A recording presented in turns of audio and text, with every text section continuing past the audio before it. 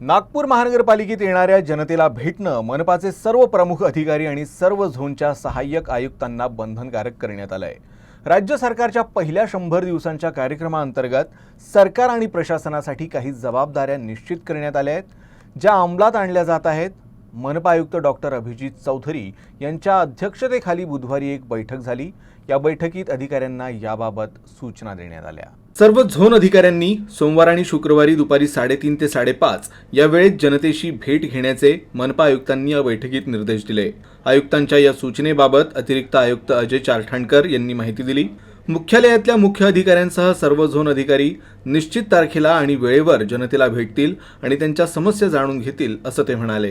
याच्यामध्ये जसं आता मुख्यालयामध्ये आपण बघाल तर सगळ्याच अधिकाऱ्यांच्या बाबतीमध्ये तरी बंधनकारक पूर्वी पण केलं गेलेलं होतं, परंतु क्षेत्रीय पातळीवर काम करणाऱ्या कर्मचारी अधिकाऱ्यांवरती ते थोडं बंधनकारक पूर्वी करायची त्याची अंमलबजावणी तशी झाली नव्हती। पण आता आम्ही हा निर्णय घेतला की सोमवार आणि शुक्रवार या दोन्ही दिवशी दुपारी 3 ते 5 या वेळामध्ये तुम्हाला कुठल्याही प्रकारची अपॉइंटमेंट न घेता तुम्हाला त्या अधिकाऱ्यांना भेटण्याची सवलत त्याच्यामध्ये करण्यात आलेली। आम्ही एवढ्यावरतीच आम्ही थांबलेलो नाही, तर जे अधिकारी त्यांना या वेळामध्ये भेटण्यासाठी येतील तर त्यांच्या कामाची नोंद त्यांची नोंद ठेवावी आणि त्याचं प्रत्यक्षात फॉलोअप किंवा पाठपुरावा संबंधित सहाय्यक आयुक्तांनी करावा अशा सूचना दिलेल्या आहेत। याच बैठकीत आयुक्तांनी मुख्यमंत्र्यांच्या 7 कलमी कार्यक्रमाचं काटेकोरपणे पालन करण्याचे निर्देशही दिले।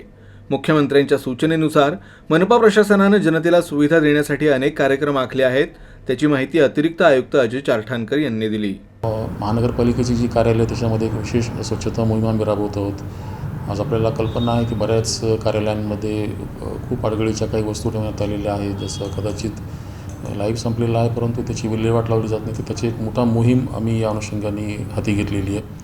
त्याचबरोबर एक रेकॉर्डचं जे आपण याला बिल्डिंग म्हणतो किंवा 6 बंडल सिस्टीम जी असते प्रशासनामधली, त्या पद्धतीने त्याचं क्लासिफिकेशन करायचं काम सुरू झालेलं आहे आणि अनावश्यक रेकॉर्ड जे कार्यालयामध्ये ठेवण्याची गरज नाही आहे ते देखील त्या निमित्ताने काढून टाकलं जाणार आहे। आमच्याकडे काही स्क्रॅपमधली काही वाहनं आहेत जी आमच्या कारखान्यामध्ये सध्याच्याला पडून आहेत, त्यांचं देखील डिस्पोजलची मोहीम आम्ही हाती घेतलेली आहे आणि त्याचं व्हॅल्युएशन करणं आणि त्या संबंधित एजन्सीमार्फत त्याचं ऑप्शन करण्याची प्रक्रिया सुरू करण्यात आलेली आहे। याच्यात प्रामुख्याने जर आपण बघायला गेलो तर महानगरपालिकेच्या ज्या सेवा आहेत त्या जास्तीत जास्त नागरिकांपर्यंत कशा आपल्याला पोहोचवता येतील, मी आधी म्हटल्याप्रमाणे जसं तक्रार निवारणच्या अनुषंगाने आम्ही जी काही उपाययोजना केलेली आहे, आम्ही आमची वेबसाईट त्याच्यामध्ये अद्ययावत करतो आणि ती आणखीन जास्त युजर फ्रेंडली कशी करता येईल याच्याकडे पण आमचा कटाक्ष आहे।